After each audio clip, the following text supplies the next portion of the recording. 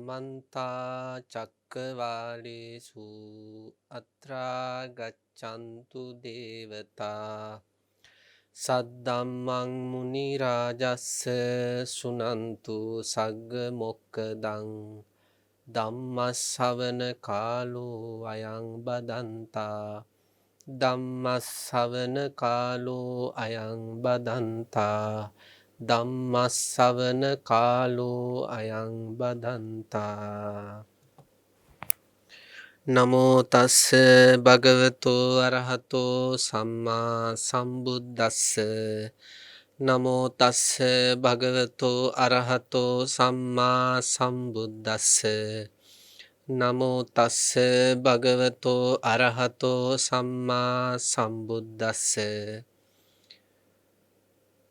දුරුත්ථානං දුරාගතානං වචනපතානං uppannānaං සාරීරිකානං වේදනානං දුක්ඛානං තිප්පානං කරානං කටුකානං අසාතානං අමනාපානං පානහරානං අදිවාසක ජාතිකෝ හෝති චතුන්නං ධානං අபிචේතසිකානං දිට්ඨ ධම්ම සුඛ විහාරාණං නිකාමලාභි හෝති අකිච්චලාභී අකිසරලාභී තී.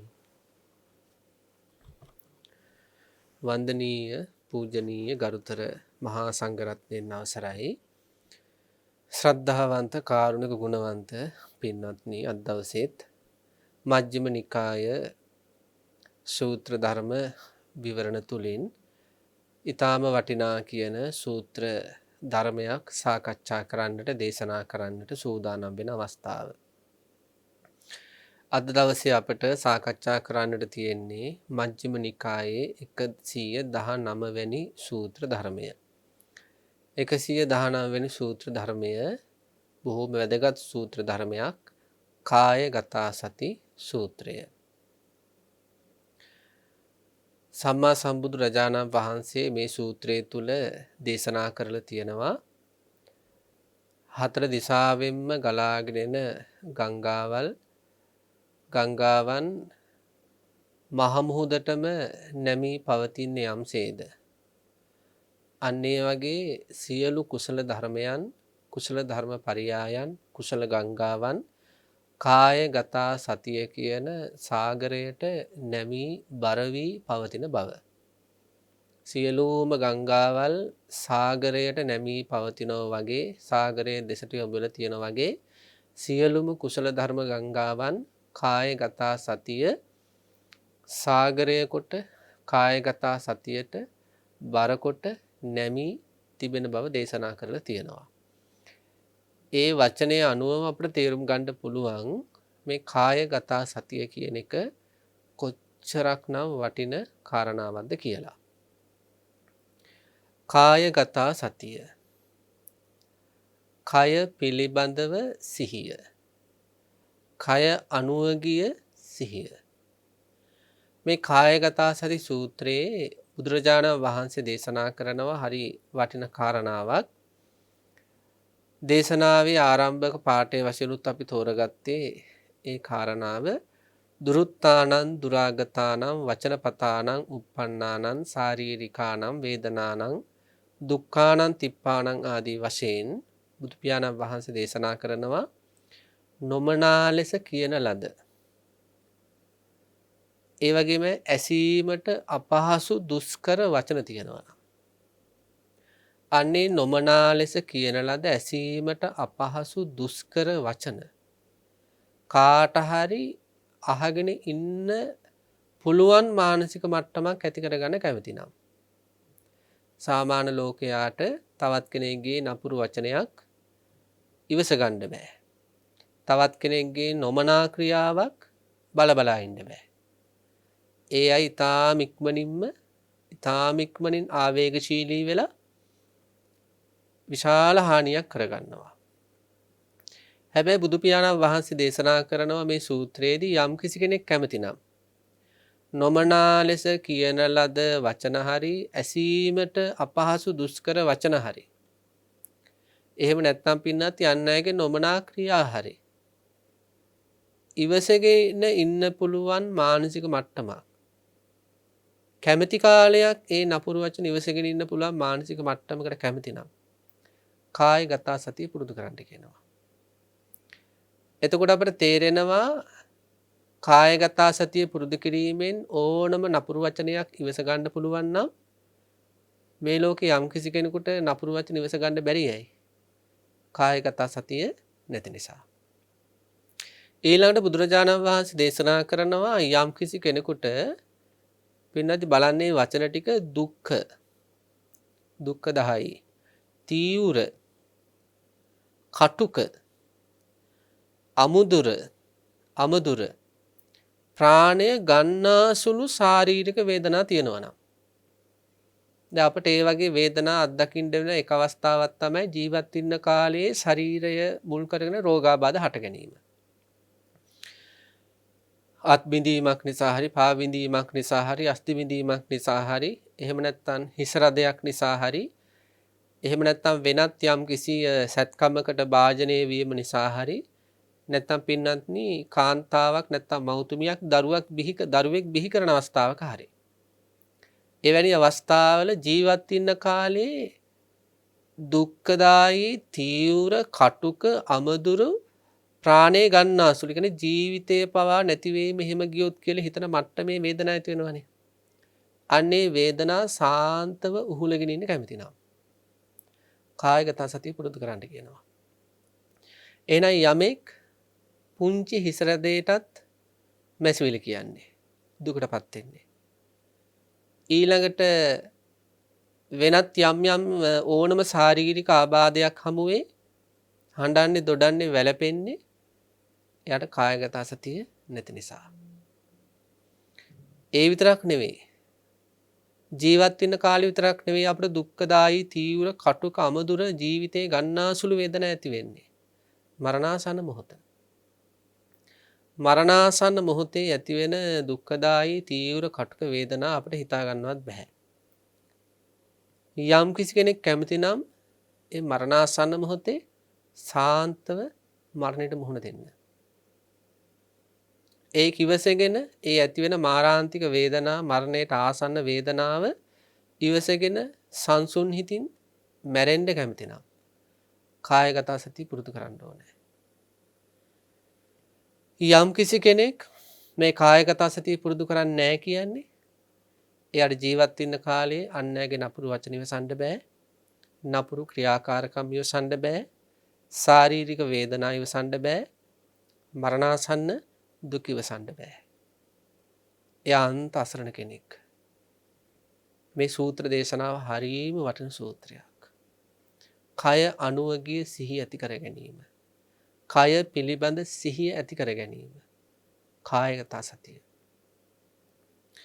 මේ දේශනාවට පින්නති මුල්ුණේ බුදුරජාණන් වහන්සේ සවැත් නුවර ජේතවනාරාමයේ වැඩ වාසය කරන කාලේ ආරාම භූමියේ වැඩ වාසය කරපු ස්වාමීන් වහන්සේලා කිහිප නමක් මේ කායගත සතියේ තියෙන සුන්දරත්වය එහෙම නැත්නම් මේකේ තියෙන ආනිසංස වාරය මේක මොනතරම් ලාභයක්ද මේ බුද්ධ ශාසනයක් එක්ක මේ ශ්‍රාවකයන්ට ලැබෙන කියලා කතා බහ කර කර ඉන්න වෙලාවක සම්මා සම්බුදු පියාණන් වහන්සේ එතෙන්ට වැඩම කරනවා. තථාගතයන් වහන්සේ එතෙන්ට වැඩම කරලා මේ වෙලාවේ මොන වගේ කතාවකද නිරත වෙලා හිටියේ කියලා විමසලා මේ කායගත සතිය පිළිබඳව සාකච්ඡා කරමින් හිටු බව දැනගෙන කායගත සතිය, කය පිළිබඳව සිහිය උපදවා ගන්න පුළුවන් ක්‍රමවේද කිහිපයක්ම ස්වාමින්වහන්සේලාට තේරුම් කරලා දෙනවා. ඉස්සෙල්ලාම බුදුරජාණන් වහන්සේ කය පිළිබඳව සිහිය උපදවා ගන්නට දේශනා කරන්නේ ආනාපාන සතිය. කෙසේ භාවිත වූ කෙසේ බහුලව කරන ලද කායගත සතිය මහත්ඵල මහානිසංස වේද කියලා සිහිපත් කරලා බුදුන් වහන්සේ මහත්ඵල මහානිසංස ලබා දෙන කායගත සතිය මොකක්ද කියලා විග්‍රහ කළා. ඉස්සෙල්ලාම විග්‍රහ කරන්නේ ආනාපාන සතිය. අරඤ්‍යගතෝ වා රුක්ක මූලගතෝ වා ශුඤ්ඤාගාරගතෝ වා නිසීදති පල්ලංකං ආභුජිත්තා උජුංකායම් පනිදාය පරිමුඛං සතින් උපට්ඨපෙත්තා සෝ සතෝ අස්ස සති සතෝ පස්ස සති. මේ කායගත සති සූත්‍රයේත් ඊළඟට සතිපට්ඨාන සූත්‍රයේත් විශේෂයෙන්ම පින්නත්නි ආනාපාන සතියේ මුල් පියවර 4 විතරයි විග්‍රහ කරලා දීලා තියෙන්නේ. කායානුපස්සනාවට අදාළ කය පිළිබඳව සිහිය උපදවා ගැනීමට හේතු වෙන මේ මුල් පියවර 4 විතරයි දේශනා කළ තියෙන්නේ. ආනාපානය කියන්නේත් කයක්. ඒකයි ආනාපාන කය කියලා කියන්නේ. යම් කිසි කෙනෙකුට කය පිළිබඳව සිහිය උපදවා ගන්න ආනාපාන සතිය කියන්නේ හරිම වටින කුසලාරම්මණයක්. පින්වත්නි මේ දැන් සතිය මේ අපි කතා කරන කායගත සතිය කියලා. මේ කායගත සතිය කියන්නේ ඒක වැටෙන්නේ ඒ සතිය සම්මා සතියට. තව සතියක් තියෙනවා මිච්ඡා සතිය කියලා. ඒ දෙක අපි වෙන් වෙනකොට අඳුන ගන්න ඕනේ. කායගත සතියේදී අපි කතා කරන්නේ සම්මා සතිය පිළිබඳව. මිච්ඡා සතිය කියලා තව සතියක් තියෙනවා. මිච්ඡා සතිය කියන්නේ මොකද්ද? පින්නති යම් කිසි කෙනෙකුට කේන්ති ඇති වෙනවා. තරහ ඇති වෙනවා. අපි හිතමු යම් කිසි කෙනෙකුට ඒ කේන්ති ඇති වෙන්නේ ප්‍රාණඝාතයක් කරන අදහසෙන් කියලා. සර්පෙක් හරි වෙනත් යම් කිසි සත්ත්ව ඝාතනයකට මෙයාට මුල් වෙන ව්‍යාපාදයක් හට ගන්නවා. දැන් මෙයා කේන්ති සහගතව නැත්තම් ව්‍යාපාද සහගතව ඉන්නේ. හැබැයි මේ ව්‍යාපාද සහගතව ඉන්න කෙනාට අපි හිතමු මේ සතා මරන්නට යම් කිසි සැලසුමක් හදන්න එපාය. අන්නේ සතා මරන්නට අවශ්‍ය සැලසුම මෙයාගේ ක්‍රියාත්මක වෙනවද නැද්ද? කේන්තියෙන් තමයි. කේන්තියෙන් නමුත් මෙයා අපි හිතමු සර්පයෙක් කියලා. ඒ සර්පයා යම් කිසි විදිහකින් ඝාතනය කරන්නට මරන්නට උපකාරී වෙන යම් කිසි දණ්ඩක් තියෙනවා නම් ඒ ගැන මතක් වෙලා ඒක සිහි කරගෙන ඒක ගිහිල්ලා අල්ල ගන්නවා. ඒ කරගෙන එනවා. ඊළඟට ඒ සර්පයා යම් කිසි විදියකට මෙයා මගහරමින් යනවා නම් ඒ සතා කොහොම හරි තමන්ට පහර දෙන්න පුළුවන් වෙන විදියට ඒ සතාව ගොදුරු කරගන්න විදිය පිළිබඳව සහ ඊළඟට ඒ සතාට මරණය ඇති කරන පහරක් එල්ල කිරීමේ සිහියක් මෙයා තුළ ක්‍රියාත්මක වෙනවද නැද්ද කියලා බලන්න ඕනේ. එයා ඒක සිහියෙන් කරනවා. යම් කිසි කෙනෙකුට රාගාදී කෙලෙස් ධර්ම තියෙනවා. රාගාදී කෙලෙස් ධර්ම තියෙන කෙනෙක් අපි හිතමු යම් කිසි පුරුෂයෙක් හරි ස්ත්‍රියක් හරි ආශ්‍රය කරන්න යොමු වෙනවා. බලන්න එයා අද නම් ඒ වරදේ යෙදෙන්නට ඉන්නේ. එයා අදුදේම ඒ වරදට අවශ්‍ය පරිසරය හදා ගන්නවා. වැඩට යන්න තිබ්බ දවසක් නම් ඒ වැඩට යන එක එයා වළක්ව ගන්නවා. ඒ තුලත් යම් කිසි සිහියක් තියෙනවා. ඊළඟට මොකද කරන්නේ මෙයා? ගෙදර එන්න අයට ඒ වරද හසු නොවන විදියට අවිස්ස පරිසරයේ ලස්සනට හදා ගන්නවා. ඊළඟට ඒ අදාළ ස්ත්‍රිය හරි අදාළ පුරුෂයාත් එක්ක නිවැරදිව කතා කරගෙන නිවැරදි ස්ථාන පිළිබඳ කතා කරගෙන සාමාන්‍ය අපි කියන්නේ අනිත් අයගේ ඇහැට වැලි ගහලා වැඩ කරගන්නවා කියලා. මෙයා ඒ දේ කරගන්නවද නැද්ද? මෙයාට ඔය වරදේ බැඳෙන්නට අද හදනවා කියන මොහොතේ ඉඳලාම කාම මිත්‍යාචාරය අරමුණු වෙවි මෙයාගේ හිතේ උදේ ඉඳලම රාගේ වැඩ කරනවද නැද්ද? නමුත් එයා සිහියෙන් අවශ්‍ය දේවල් ඔක්කොම කරගත්තනේ. අන්න යම්කිසි අකුසල විතර්කයක් අකුසල හැඟීම හිතේ ඉපදිලා. අන්නේ අකුසලයට එක්ක යම්කිසි සිහියක් ක්‍රියාත්මක වෙනවා නම් ඒ අකුසල සහගත මනෝභාවයට කියනවා මිච්ඡා සතිය කියලා. රාග හිතක් ඉපදුනාට පස්සේ ඒ රාග හිතත් එක්ක උපදින අපි දන්නවනේ ලැජ්ජා නැතිකම, විපාකෙට බය නැතිකම, ඊළඟට මෝහය, ඊළඟට නොසන්සුන්කම කියන අන්නේ සියලුම අකුසල ධර්ම ටිකත් එක්ක මනස පිඬු වෙලා තියෙන මොහොත අසිහිය මිච්ඡා සතිය. මිච්ඡා සතිය. එතකොට අකුසලයක් හටගන්න හැම මොහොතකම තියෙන්නේ මිච්ඡා සතිය. ඒක අපි තේරුම් ගන්න ඕනේ. ඊළඟට සම්මා සතිය කියන්නේ මොකද්ද? යම් කිසි රාග හිතකින් යම් කිසි දේශ හිතකින් කුසලාරම්මණයක හිත පිහිටුවනවා නම් අන්න ඒකට කියනවා සම්මා සතිය. අකුසල ධර්ම සමූහයක් එක්ක මනස වැඩ කරන වෙලාව මිච්ඡා සතිය. ඒ වෙලාවට එයා මිච්ඡා සතියෙන් වැඩේ කරගන්නවා.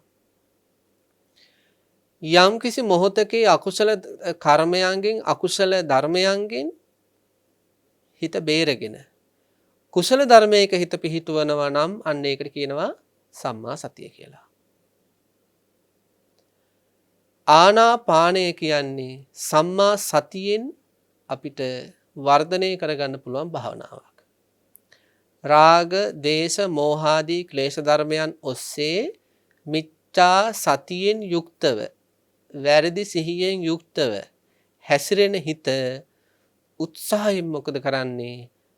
ආස්වාසයේ පිහිටුවනවා. ප්‍රස්වාසයේ පිහිටුවනවා. ඒ අකුසල සතියෙන් නැත්තම් ඒ අකුසල සහගත මනෝභාවයෙන් හිත බේරලා ආස්වාසයේ හිත පිහිටුවා ගන්න උදව් කරන්නේ සතිය. හෙවත් සති චෛතසිකය. ප්‍රස්වාසයේ හිත පිහිටුවා ගන්න උදව් කරන්නේ සතිය. සම්මා සතිය. සිතුවිල්ලක්, හැඟීමක්. කායගත සති සූත්‍රයේ පළවෙනි පියවරත්, දෙවෙනි පියවරත්, තුන්වෙනි පියවරත්, හතරවෙනි පියවරත් තමයි ආනාපාන සති භාවනාවේ විග්‍රහ කරලා තියෙන්නේ. ආනාපාන සති භාවනාව යම් කිසි කෙනෙක් පුරුදු කරනවා නම් මූලික වශයෙන් එයා දැනගන්න ඕන කාරණා කිහිපයක් නෙවෙයි ගොඩක් තියෙනවා.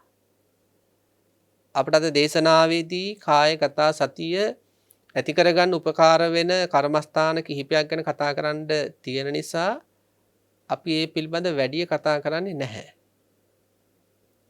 හැබැයි මුල් පියවර 4න් අපි කොහොමද සිහිය උපදවා ගන්න කියලා නම් කතා කරන්න ඕනේ. අපි දන්නවා මේ ආනාපාන සති භාවනාව විග්‍රහ කරන්නේ ඉති අජ්ජත්තවා කායේ කායනුපස්සී විහෙරති බහිද්ධාවා කායේ කායනුපස්සී විහෙරති අජ්ජත්ත බහිද්ධාවා කායේ කායනුපස්සී විහෙරති සමුදය ධම්මානුපස්සීවා කායනුපස්සී විහෙරති වය ධම්මානුපස්සීවා කායනුපස්සී විහෙරති සහ සමුදය වය ධම්මානුපස්සීවා කායස්මින් විහෙරති කියලා. එතකොට යම් කිසි කෙනෙක් පළවෙනි පියවර, දෙවෙනි පියවර, තුන්වෙනි පියවර, හතරවෙනි පියවර තුල හොඳට සිහිය වර්ධනය කර ඉස්සරහට ගිහිල්ලා.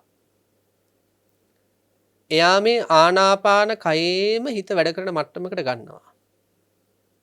හරියට ට්‍රැක්ටරයකට යතුරු දාලා කරකවල අතහැරියා වගේ. ට්‍රැක්ටරයකට යතුරු දාලා කරකවල අතහැරියට පස්සේ નિરાයාසයෙන් මේක ක්‍රියාත්මක වෙන පටන් ගන්නවා. අන්න ඒ වගේ තමයි මේ පළවෙනි, දෙවෙනි, තුන්වෙනි පියවර පහු කරලා හතරවෙනි පියවරට කියන පස්සම්බයං කාය සංකාරම් කියන.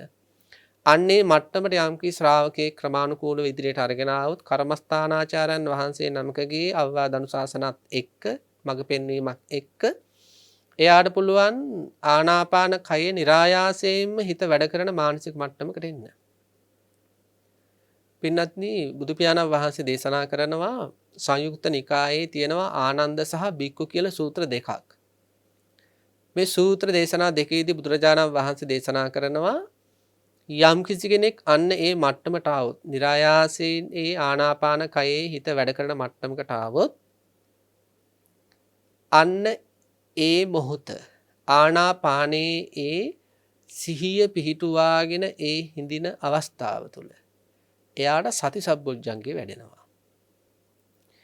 ඊළඟට මොකද කරන්නේ? මෙයා මේ ආනාපාන කයේ සිහිය පිහිටුවාගෙන සති සම්බොජ්ජංගේ වැඩෙන අතරේ මෙයා ඒ ආනාපාන කය කියන රූපය විදර්ශනාට ගන්නවා. ඇතිවීම නැතිවීම දකිනවා. අනාත්මය දකිනවා. ඒකේ දුක් ලක්ෂණ මතු කර ගන්නවා. අන්න ධම්මවිචේ සම්බොජ්ජංගය. ඊළඟට මේ සිහිය උපදවා ගන්න, මේ ආනාපාන කයේ විදර්ශනාව මතු කර ගන්න මෙයාට වීරියක් ඕනේ. වීරෙන් ඒක කරන්නේ. අන්න වීරිය සම්බොජ්ජංගය. ආනාපාන කයේ සිහිය පිහිටුවාගෙන, නුවණ පිහිටුවාගෙන වීරයෙන් කටයුතු කරද්දී මෙයාගේ හිතේ ප්‍රීතිය උපදිනවා. ප්‍රීති සම්බොජ්ජංගය. පස්සද්ධිය උපදිනවා. පස්සද්ධි සම්බොජ්ජංගය. සමාධිය උපදිනවා. සමාධි සම්බොජ්ජංගය.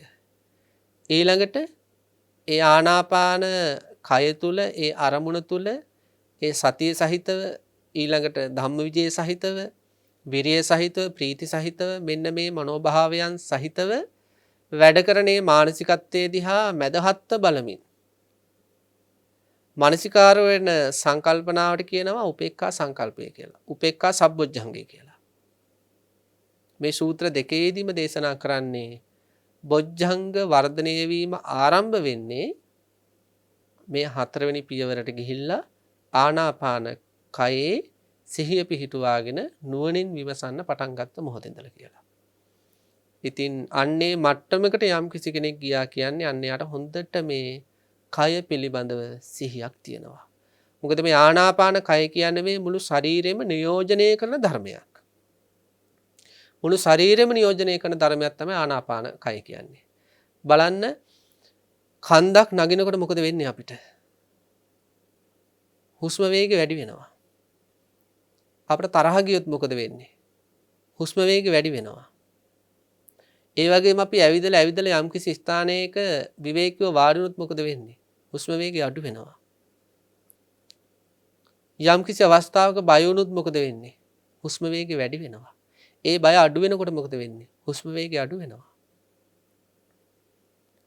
මේ ආනාපානය කියන්නේ මේ කය විතරක් නෙවෙයි හිතයි කයයි දෙකම නියෝජනය කරන ධර්මයක්.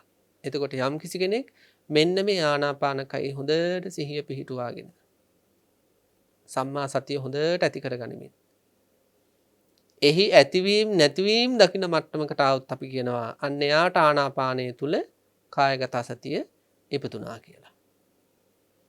ඊළඟට බුදුරජාණන් වහන්සේ දේශනා කරනවා ඉරියාපත පබ්බය. ඔන්න තවත් කය පිළිබඳව සිහිය උපදවා ගන්නට හේතු වෙන කාරණාවක්. අපි හොඳට තේරුම් ගන්න ඕනේ ආනාපානය තුල අර වගේ ඉස්සරහට ගියපු කෙනෙක් ඉන්නවනම් එයාට කය පිළිබඳව සිහිය වර්ධනය කරගත්තා නම් මේ අදාළ ආනාපාන කය ආදී විදර්ශනා කළා එයාට පුළුවන් දරුවන්ගේ නපුරු වචන ඉවසන්න. ස්වාමියාගේ නපුරු වචන ඉවසන්න. භාර්යාවගේ නපුරු වචන ඉවසන්න පුළුවන් එයාට. රැකියාව කරන තැන වෙන අසාධාරණකම් එයාට ඉවසගෙන ඉන්න පුළුවන්. අනිත් අය පුංචි දෙයකටත් ඉවස ගන්න බැරුව කේන්ති ගිහිල්ලා ආවේගශීලීව කටයුතු කරද්දි මෙයාටත් ඒකම වෙද්දි මෙයා සාන්ත වෙනවා. පින්වත් මේ වෙනස අත්දකින්න ඕන අපි. බුදුරජාණන් වහන්සේ මේ දුන්න කායගත සතිය කියන්නේ එක්තරා විදියක විටමින් එකක් වගේ. හැබැයි ඒක හිතට ඇදෙන්නේ.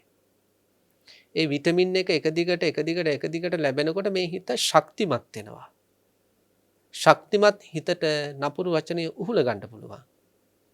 දුබල හිතට බෑ නපුරු වචන උහුල ගන්න. ඒ නිසා අපි හැමතිස්සෙම බලන්න ඕනේ මේ කායගත සතිය උපදින බණ භාවනා කටයුතු වල අපි යෙදෙනවා නම් අපිට මේ දේශනා කරන ධර්මයට අනුකූලව ප්‍රායෝගිකව මෙවැනි යහපත් ලාභයක් මේ වෙනකොට සිද්ධ වෙලාද කියලා. එහෙම සිද්ධ වෙලා නැත්නම් අපි කරන භාවනාවේ අඩුපාඩුවක් හරි ඒ භාවනාව බුදු පියාණන් වහන්සේ දේශනා කළ තැනට තාම අපි අරගෙන ගිහිල්ලා නැහැ. ඒ නිසා උත්සාහයෙන් මේක කරන්න ඕනේ. ඊළඟට තියෙනවා ඉරියාපත පබ්බය. මේක සිද්ධ කළත් අර වගේම ප්‍රතිලාභ තියෙනවා. දැන් බුදුරජාණන් වහන්සේ දේශනා කරන්නේ දැන් අර කායික වේදනා ඉවසීම, නපුරු වචන ඉවසීම විතරක් නෙවෙයි. ප්‍රථම ධානයට යන්න, ဒုတိ ය ධානයට යන්න, තතිය ධානයට යන්න, චතුර්ථ ධානයට යන්නත් මේ කායගත සතිය හේතු වෙනවා කියලා. කායගත සතියෙන් ලැබෙන උතුම් මානසංස වාරයක් කියනවා ධානලාභී වීම. මහත් ඵලය තමයි නිර්වාණ ධර්මය කියන එක. මහත් ඵල මහත් ආනිසංස. ඉරියාපත පබ්බය. ගච්ඡන්තෝවා ගච්ඡාමීති පජහනාති. තිතෝවා තිතොම් හීති පජහනාති. නිසින්නෝවා නිසින්නෝම් හීති පජහනාති. සයානෝවා සයානෝම් හීති පජහනාති. යම් කිසි ආකාරයකින්ද කය පිහිටුවලගෙන ඉන්නේ. අන්න ඒ ආකාරය තුල නුවණ පවත්වන්න ඕනේ. බිනති ආපහු එක හොඳට අපි බලමු. යම් කිසි ආකාරයකින්ද කය පවත්වන්නේ ඒ පවත්වන ආකාරය තුල සිහිය නුවණ පවත්වන්න ඕනේ. ගච්ඡන්තෝවා ගච්ඡාමිති පජහනාති. යම් කිසි මොහොතක මේ කය ඉදිරියට අරගෙන යනවා. ඒ ඉදිරියට අරගෙන යන කය පිළිබඳව සිහිය නුවණ පවත්වන්න ඕනේ. යම්කිසි මොහොතක මේ කය කොන්ද කෙලින් කරලා ඊළඟට ඉනෙන් පහලා නමලා වාඩි කරලා තියනවා නම් ඒ වාඩි කරලා තියෙන ඉරියව්ව තුළ මේ කය පිළිබඳව සිහිය නුවණ පවත්වන්න ඕනේ. කොහොමද මේ සිහිය නුවණ පවත්වන්න ඕනේ? අනාත්මය මතුවෙන විදියට. අන්න ඒක තමයි වැදගත්ම කාරණාව. අපිට මේ කය පිළිබඳව ලොකු ආත්මීය සංකල්පයක් තියෙනවා. මේ කය මගේ, කය මම මගේ කියලා ගත්ත ලොකු ආත්මීය සංකල්පයක් තියෙනවා. කය තුල ආත්මයක් තියෙනවා කියලා. ඒ කය තුල ආත්මයක් තියෙනවා කියන එක කැඩෙන්න තමයි මේ ඉරියාපත පබ්බාදීමේ කායගත සති භාවනා තියෙන්නේ. එතකොට දැන් ඉදිරියට යනවා කියලා දැනගෙන විතරක් යෑම තුල කය ගැන ආත්මීය සංකල්ප දුරු වෙන්නේ නැහැ. මම දැන් වාඩි වෙලා ඉන්නවා කියලා හිතුවට කය ගැන ආත්ම සංකල්ප දුරු වෙන්නේ නැහැ. ඊළඟට මම දැන් ඇලවෙලි ඉන්නවා කියලා හිතුවට කය ගැන ආත්ම සංකල්ප දුරු වෙන්නේ නැහැ. මේ කය හේතුඵල ධමයක් කියලා ප්‍රකට වෙන විදියට මෙනෙහි කරමින් තමයි අපි ඉදිරියට යන්න ඕනේ. කය හේතුඵල ධමයක් කියලා ප්‍රකට වෙන විදිහට තමයි අපි වාඩි වෙලා ඉන්න ඕනේ.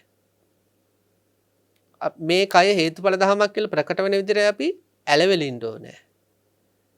මේ කය හේතුඵල ධමයක් කියලා ප්‍රකට වෙන විදිහේ සිහියකින් නුවණකින් තමයි අපි හිතගෙන ඉන්න ඕනේ.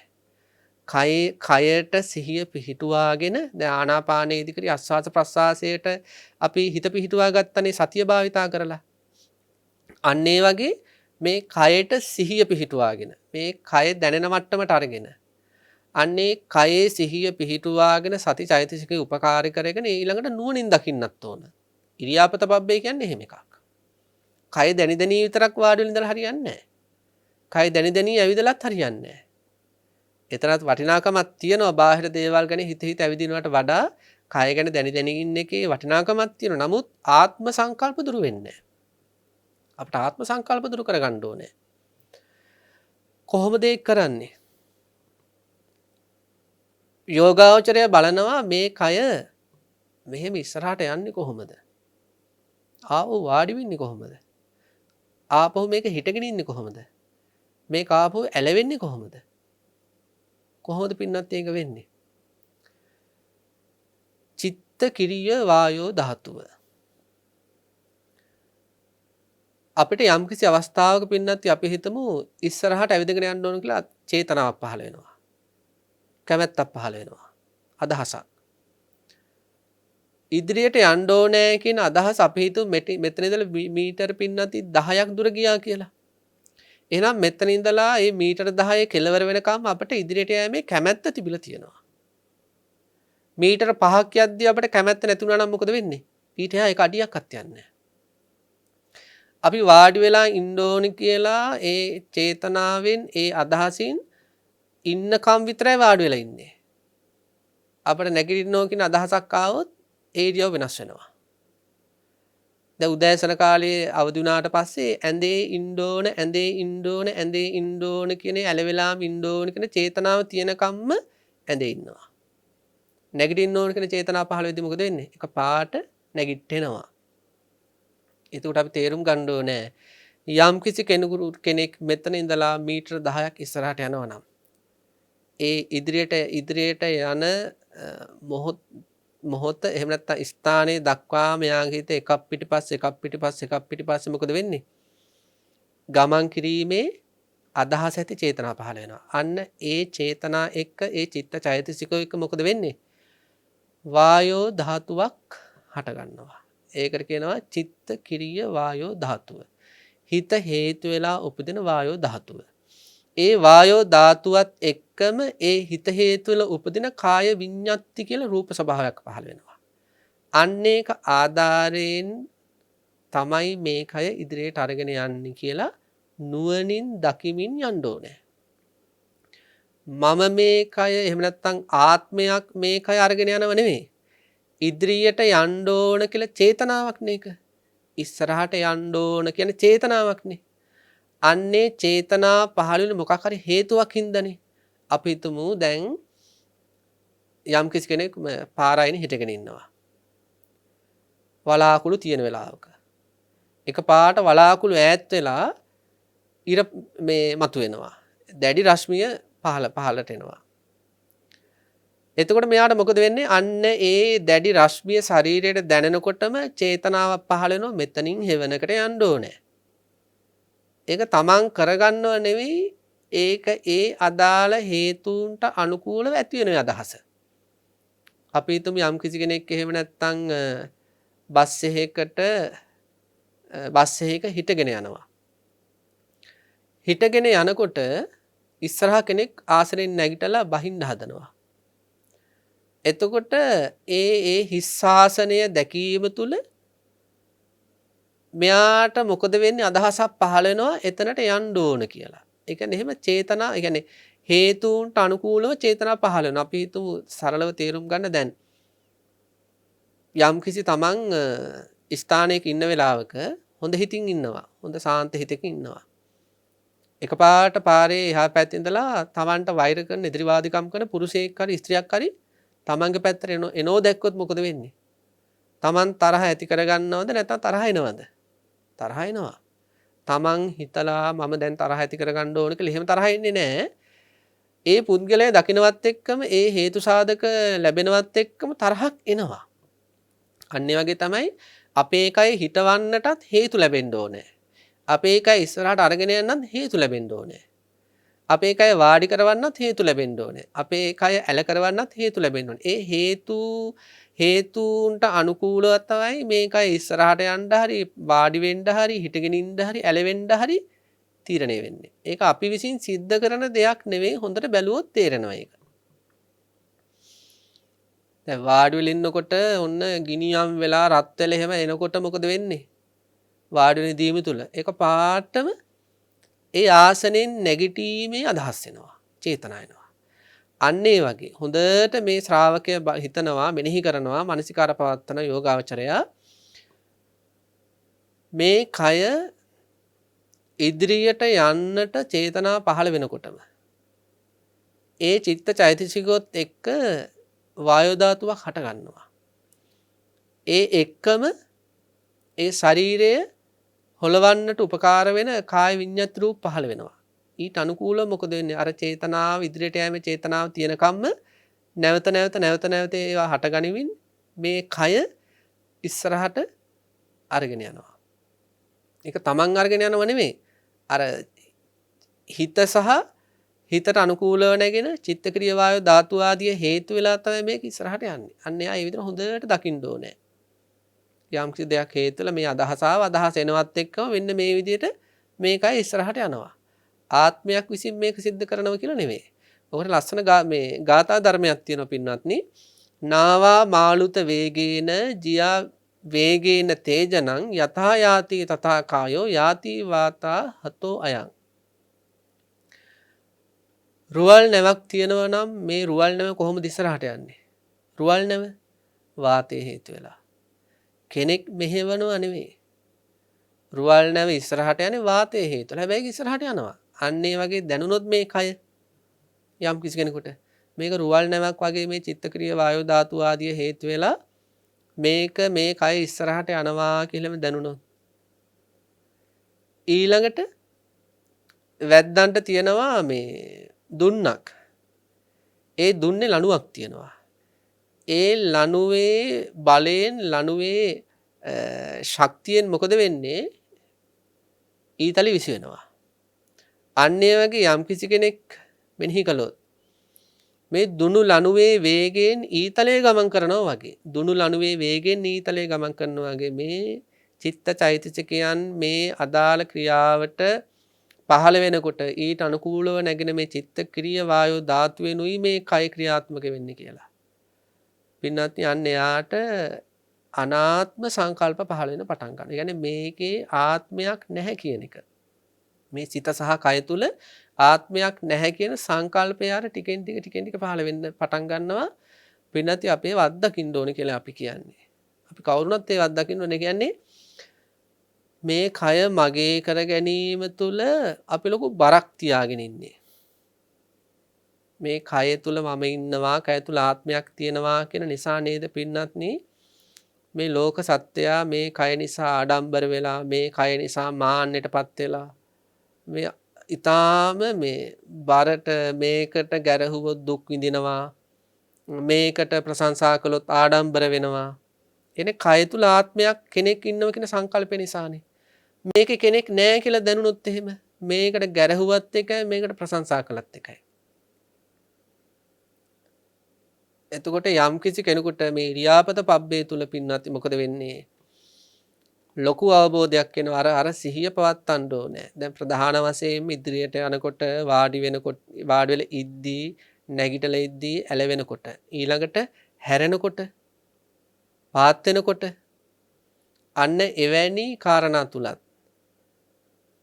යම් කිසි කෙනෙක් මේ චිත්තක්‍රියා වායෝ ධාතු ආදී හේතු වෙලයි මේ කය ක්‍රියාත්මක වෙන්නේ කියලා නිදහස් මානසිකත්වයකට ආවොත් අන්න ඒකට කියනවා එයාට අනාත්මය පිළිබඳව එහෙම නැත්නම් කය පිළිබඳව නිවැරදි සිහියක් නුවණක් ඉපදුනා කියලා.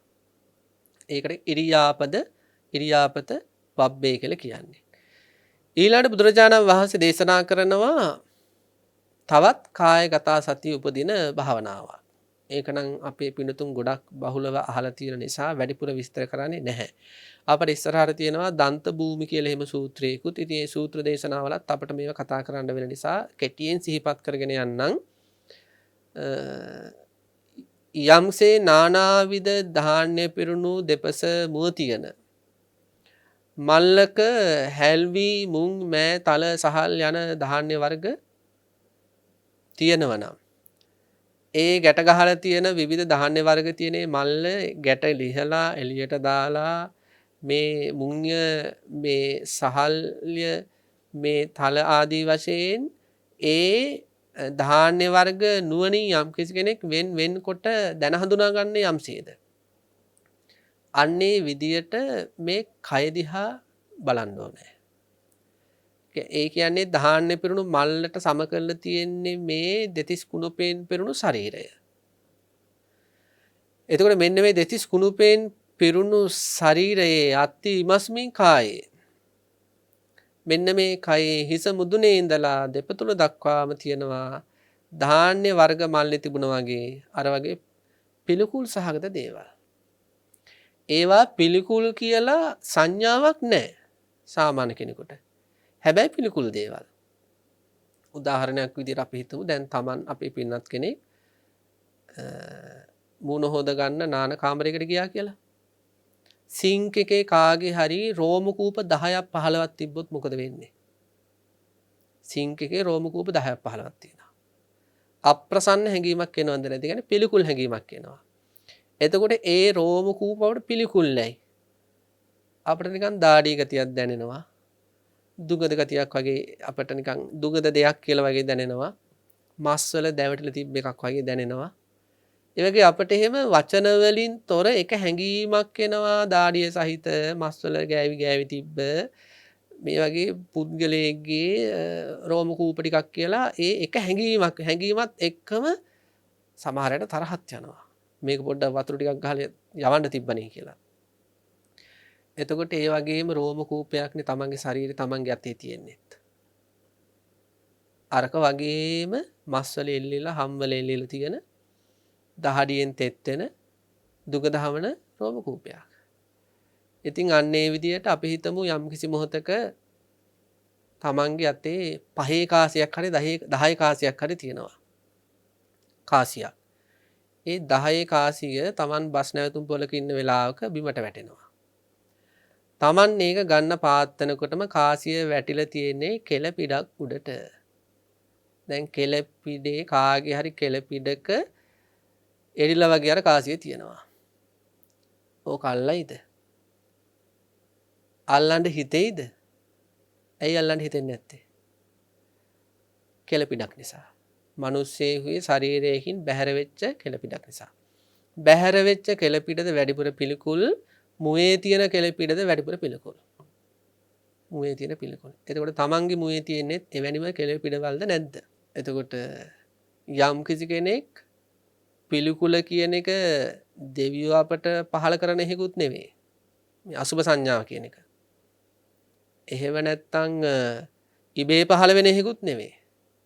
මේ අසුබ සංඥාව අපි සකස් කරගන්න ඕනේ. හැම තිස්සෙම මෝහය කියන හැඟීමෙන් අවිද්‍යාව කියන හැඟීමෙන් ශරීරවල අසුබය වහනවා. හරියට ඒක මේ තුවාලයක් රෙදි කඩකින් වැහුවා වගේ. තුවාලයක් රෙදි කඩකින් වැහුවට පස්සේ අපිට තුවාලයේ තියෙන අර ජරා ස්වභාවය අප්‍රකට වෙනවනේ. හැබැයි ඒ රෙදි කඩ ඉවත් කළොත් හොඳට ප්‍රකට වෙනවා තුවාලයේ තියෙන පිළිකුල් ස්වභාවය. අන්න ඒ වගේ තමයි අවිද්‍යාව. අවිද්‍යාව කියන හැඟීම පිළිකුල වහන රෙදි කඩක් වගේ. යම් කිසි කෙනෙක් මේ ශරීරයේ මේ කොටස් ටික මේ බුදුරජාණන් වහන්සේ දේශනා කළ විදිහට කේස් ලෝම් නියදත් සම්මස්නහර අට ආදි වශයෙන් අරගෙන ඒවායේ පිළිකුල වර්ණ වශයෙන් සටහන් වශයෙන් පිහිට තැන් වශයෙන් අවකාශ වශයෙන් ගන්ධ වශයෙන් අරගෙන හොඳට මානසිකාර කරන ටිකෙන් ටික අවිද්‍යාව කියන රෙදිකඩ ඉවත් වෙලා යනවා. එතකොට යාට රෙදිකඩ ඉවත් කරපු තුවාලයක් වගේම මේ කය දැනෙන්න පටන් ගන්නවා. අන්න කය පිළිබඳ සිහිය පැදීම. ඊළඟට එයා ඒ කොටස් වල ඇතිවීම නැතිවීම දකින්න ඕනේ. එහෙම ඇතිවීම නැතිවීම දකිමින් බාහිර කයවල වලත් ඒ විදිහටම ඇතිවීම නැතිවීම දකිමින් විශේෂයෙන්ම කාරණාවක් සිහිපත් කරන්න ඕන අසුභ භාවනාව පුරුදු කරද්දී අසුභ කොටස් වල නිමිති ගන්න ඕනේ. අසුභ කොටස් වල නිමිති හරියට ගන්න නැතුව භාවනාවට ගියොත් භාවනාව තුළ පිළිකුල හරියට වර්ධනය වෙන්නේ නැහැ. ඒ නිසා පොතපතෙන් හරි නැත්නම් මේ මාධ්‍ය ඔය සමාජ මාධ්‍ය ආදී විවිධ මාධ්‍ය ජාල වලින් හරි ශරීරයේ තියෙන මස් වල ඇත්ත ස්වභාවය, හම් වල ඇත්ත ස්වභාවය ඒ නිමිති හොඳට ගන්න ඕනේ. දත්වල ඇත්ත ස්වභාවය, ඇටවල ඇත්ත ස්වභාවය. ඒ ඔය සඳහන් කළ කෙස්වල, කෙලවල, මලමුව වල පවා පිළිකුල මතු කරගන්න නම් ඒ නිමිති ඉස්සෙල්ලා අරගෙන තියෙන්න ඕනේ. ඒක හොඳට ඇහෙන් බලලා දැකලා ඊට පස්සේ තමයි භාවනාවට ගිහිල්ලා එවැනි කොටස් මෙතනක් තියෙනවා, මෙතනක් තියෙනවා, මෙතනක් තියෙනවා කියලා හොඳට මානසිකාර කර කර ඉස්සරහට යන්නේ. අන්න ඒ විදිහට ඉස්සරහට ගිහිල්ලා තමයි මුළු කයම ප්‍රතික්ෂේප වෙන විදිහට මේ කයේ මේ පිළිකුල් කොටස් ටිකක් එකතු වෙලා තියෙන එකක් කියලා ආත්ම සංකල්පත් දුර වෙන විදිහට. මෙහෙම කුණුප කොටස් ටිකක් තමයි මේ ඉස්සරහට යන්නේ, පස්සට යන්නේ, වාඩි වෙලා ඉන්නේ ආදි වශයෙන් ඒ ආත්ම සංකල්පත් දුර වෙන විදිහට මේවා උදේවැය தත්ත්වෙට හිත ගන්නකොට තමයි කියන්නේ අන්න යාට කය පිළිබඳව සිහිය ඉපදිලා කායගත සතිය.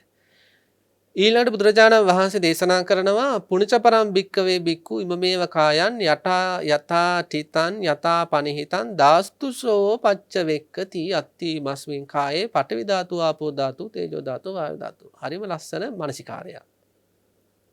අපිට හිතන විදිහට සමහර අය ගන්න නැති මානසිකාරයක් මේක.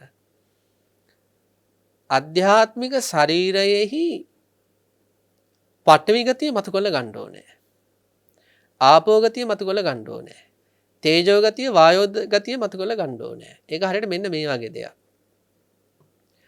කිරි හොද්දක් තියෙනවා. මේ කිරි හොද්දට ගොරක දාලා තියෙනවා. ඒ කියන්නේ ඇඹුල් රස එන්න. මිරිස් දාලා තියෙනවා මිරිස් රස එන්න. ලුණු දාලා ලුණු රස එන්න. කිරි දාලා කිරි රස එන්න. එතකොට මේ හොද්දේ තියෙනවා ඇඹුල් රස, ලුණු රස, කිරි රස, මිරිස් රස. පින්නත් කෙනෙකුට යමෙක් කියනවා මේ කිරි හොද්දේ පොඩ්ඩක් ඇඹුල් රස තියෙනවද කියලා බලන්න කියලා. එතකොට මොකද කරන්නේ? දිවට අරගෙන ඇඹුල් රස මතු කරගන්නවා. මතු කරගෙන අපි කියනවා තියෙනවා නම් තියෙනවා නැත්නම් නැහැ කියනවා. ඊට පස්සේ කියනවා තව සැරයක් පොඩ්ඩක් කෙනා ලුණුත් බලනවාද? එතකොට ඒ හොද ටිකක් දිවේ ගාලා මොකද කරන්නේ? ලුණු ගතිය ප්‍රකට කරගන්නවා. ඊළඟට කියනවා මිරිස් රස පොඩ්ඩක් බලනවාද? එතකොට මෙයා දිවේ ටිකක් ගාලා අර හොදි සල්පයක් මිරිස් රස බලනවා. මිරිස් රස ප්‍රකට කරගන්නවා. ඊළඟට කිරි රස බලන්න කිව්වොත් මෙයා ඒ පොල් කිරි වල රස එනවද කියලා දිවේ ටිකක් ගාලා ප්‍රකට කරගන්න බලනවා. එහෙම ප්‍රකට කරගන්න බැරිද? ප්‍රකට කරගන්න පුළුවන්. විඥානය ආධාරයෙන්, සිත ආධාර කරගෙන ඊළඟට නුවණ ආධාර කරගෙන. ඉතින් අන්න එහෙම මොකද කරන්නේ මේ ශ්‍රාවකයා මේ ශරීරයේ සූත්‍රානුකූලව පඨවි ධාතුව කියන එක විග්‍රහ කරලා තියෙන්නේ කෙස් ලොම් නිය දත් හම් මස් කියන කොටස් 20 වශයෙන්. ඊළඟට ආපෝ ධාතුව කියන්නේ වැగిරෙන ඇලෙන ගතිය යුක්ත කියන්නේ පිත්ත සෙම සැරව. එහෙමයි ආපෝ ධාතුව සූත්‍රාන්ත ක්‍රමයට අනුකූලව විග්‍රහ කරලා තියෙන්නේ. දවන බව උණුසුම බව තියෙන තේජෝ ධාතුව ශරීරයේ ආහාර දිරවන උණුසුම ඊළඟ ශරීරයේ තියෙන උණුසුම ඊළඟ ශරීරය දි รา පත් වීමට හේතු වන උණුසුම ආදී වශයෙන් එහෙම හතරාකාරව තේජෝ ධාතුව විග්‍රහ කරලා තියෙනවා. ඒ වගේම වායෝ ධාතුවත් ආස්වාද ප්‍රසවාස වායුව අංගමංගානුසාරී වායුව වශයෙන් හයාකාරව විස්තර කරලා තියෙනවා. අර කිරි හොද්දක රසය එක මොහොතක ලුණු රසය මතු කරගත්තා එක මොහොතක කිරි රසය මතු කරගත්තා වගේ මොකද කරන්නේ? ඉස්සෙල්ලාම ශරීරයේ පඨවි ගතිය මතු කරගන්න උත්සාහ කරනවා. කෙස්වල හිත පිහිටුවාගෙන පඨවි ගතිය මතු කරගන්න උත්සාහ කරනවා. ලොම් නිය දත් හම්මස් ආදිය උපකාර කරගෙන ඒවායි හිත පිහිටුවන්න උත්සාහ කරමින් තද ගතිය මතු කරගන්න උත්සාහ කරනවා. ඊළඟට ඒව හොඳට වර්ධනය වෙනකොට ආපෝ ගතිය වර්ධනය කරගන්න උත්සාහ කරනවා. එතකොට ප්‍රකට වෙන්නේ ආපෝ ගතිය. ඊළඟට තේජෝ ගතිය ප්‍රකට කරගන්න උත්සාහ කරනවා. ඊළඟට වායෝ ගතිය ප්‍රකට කරගන්න උත්සාහ කරනවා. ඒ ඉති අජ්ජත්තවා කාය කානුපස්සී වෙති. බහිද්ධාවා කියද්දී මෙයා මීට අනුකූලව විනිශ්චය කරනවා. මීට අනුකූලව විනිශ්චය කරනවා හරි. එහෙනම් බාහිර කෙනෙක්ගේ ශරීරයේ තියෙන කෙස් කියන්නේ පඨවි ධාතුව. ලොම් කියන්නේ පඨවි ධාතුව. මේ විතර හොඳට අධ්‍යාත්මික බාහිර වශයෙන් පඨවි ගතිය මතු කරගන්න. ඊළඟට මේ ගහ කොළ ඒවයි තියෙන පඨවි ගතිය කියලා මෙයා තේරුම් ගන්නවා. ගලායන ජල පහරවල තියෙන ආපෝ ගතිය පුද්ගලයාගේ ශරීරයේ විතරක් නෙවෙයි බාහිර මේ බාහිර ලෝකයේ මේ ගලායන ජලය කියන්නේ තාපෝ ගතිය කියලා.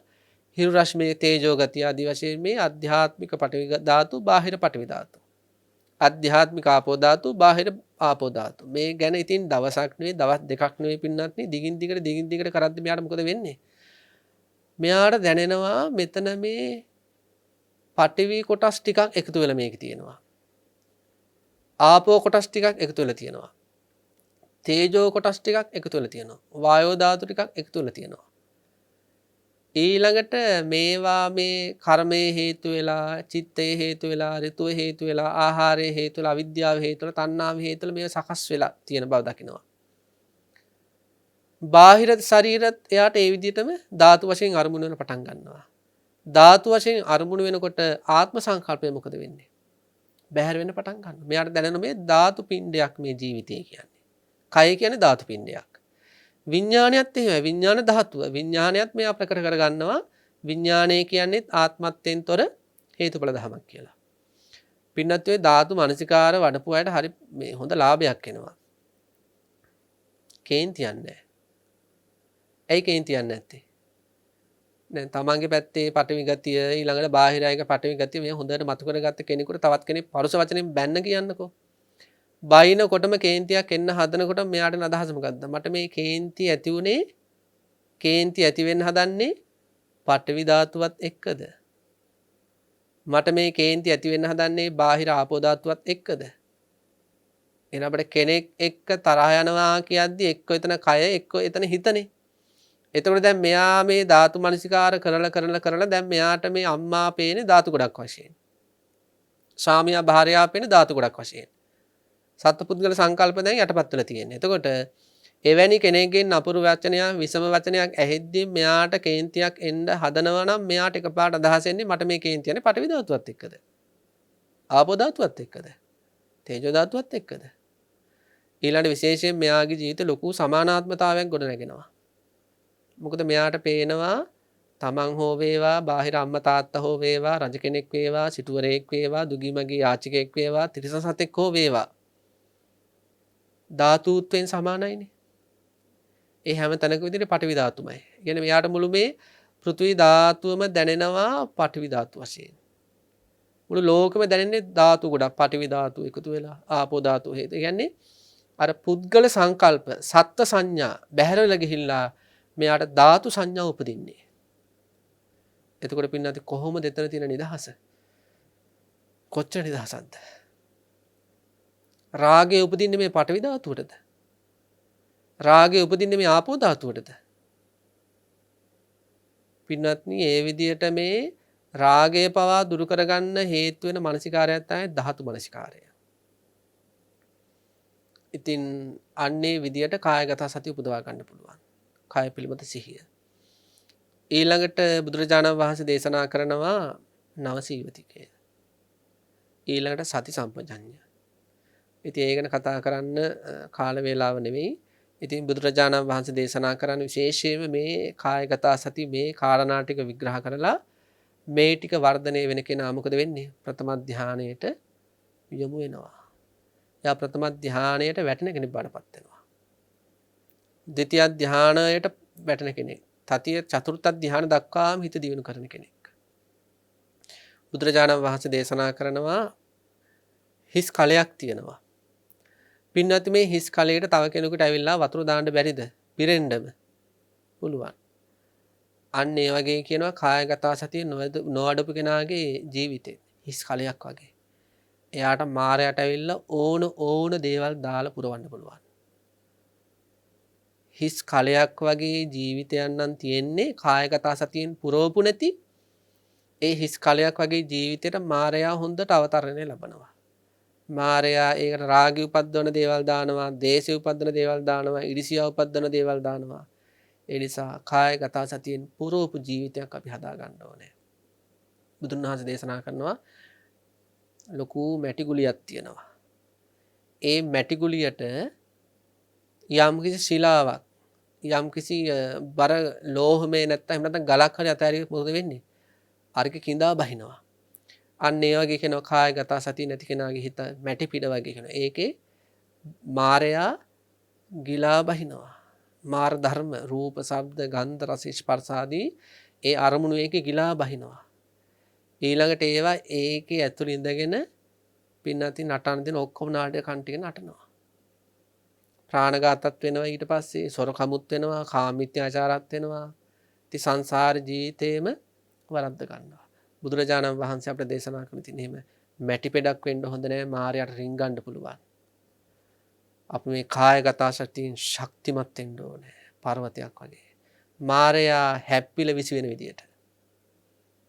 ඉතින් මේ වගේ බොහෝ ආනිසංස වාර තියෙන උතුම් මනෝභාවයක් තමයි කය පිළිබඳව සිහිය. ඉතින් හැම දිනාටම ආශිර්වාද කරන පුණ්‍ය ආනුමෝදනා කරනවා. මේ දේශනාවලින් තමන්ගේ ජීවිතේ තව තවත් ආලෝකමත් කරගන්න මේ වෙනකොට කරගෙන යන ප්‍රතිපත්තිකාමී වැඩපිළිවෙල තවත් බලවත් කරගන්න. තව පැයකින් වැඩි කරගන්න, පැය දෙකකින් වැඩි කරගන්න. තව තවත් දියුණු කරගන්න මේ උතුම් බුද්ධ ශාසනය තුලදීම මායාවෙන් නිදහස් වුණ සැබෑම අවබෝධයටපත් ශ්‍රාවකයන් බවටපත් වෙත්තා කියලා ප්‍රාර්ථනා කරනවා. ආකාසට්ඨා ච බුම්මට්ඨා දේවා නාග මහිද්దికා පුඤ්ඤන්තං අනුමෝදිත්වා චිරන් රක්칸තු ශාසනං චිරන් රක්칸තු දේශනං චිරන් රක්칸තු මම් පරන්ති.